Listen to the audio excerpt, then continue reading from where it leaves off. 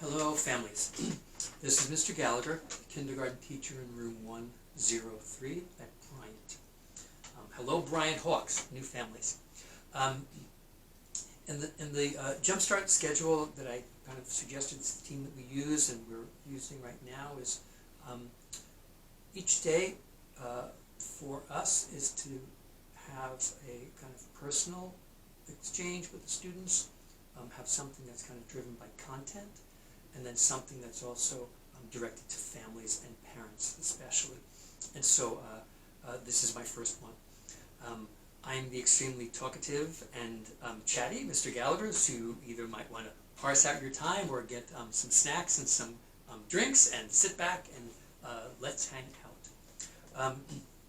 Each teacher chose the topics that they wanted to explain to families and kind of look at a blend between, what the phrase that I suggest we use a lot is in a typical school year. So we look at through education and kindergarten through that lens.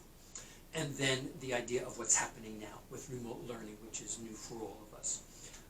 K team and educators throughout the country had about 3 months this year where we just dove headfirst into the process and learned along the way.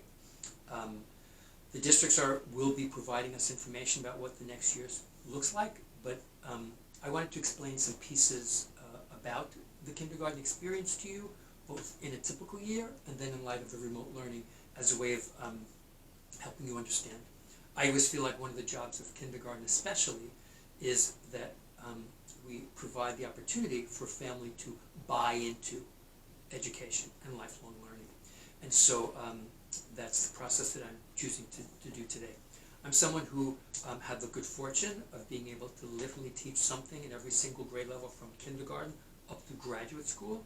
I'm teaching kindergarten kids, something at every single grade level, including middle school, high school, where I've taught for a number of years, and then teaching teacher candidates at Lesley University at the graduate and undergraduate level. So I really have a very wide scope of what education involves, yet my heart is committed to kindergarten. It's where I've spent the most of my career. And I do think that one of the ways of building advocacy and information for families, when I say families, I'm thinking specifically about parents and caretakers, is to help you be an educated consumer of the product and service that is education, specifically public education. And so let me just kind of go through that.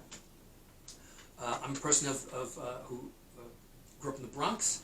I taught back east for a couple of years and moved out west and had a number of assignments in the Puget Sound area.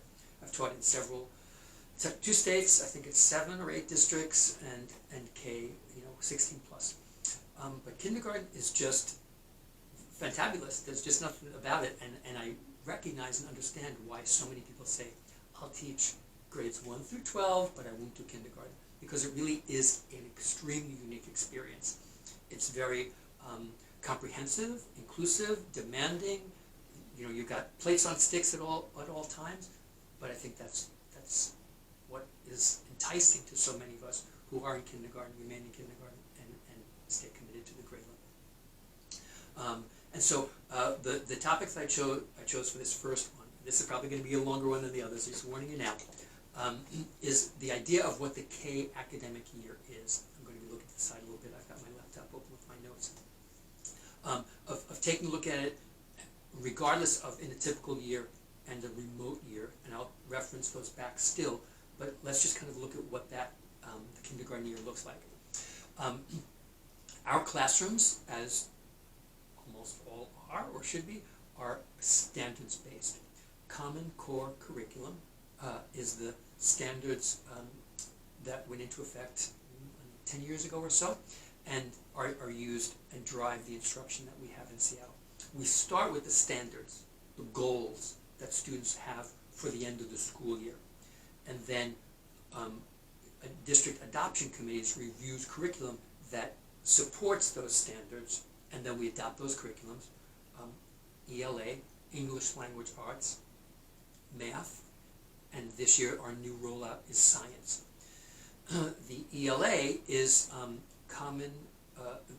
is the Center for Collaborative Education, and that's CCC is what we use for that, and that is massively comprehensive curriculum.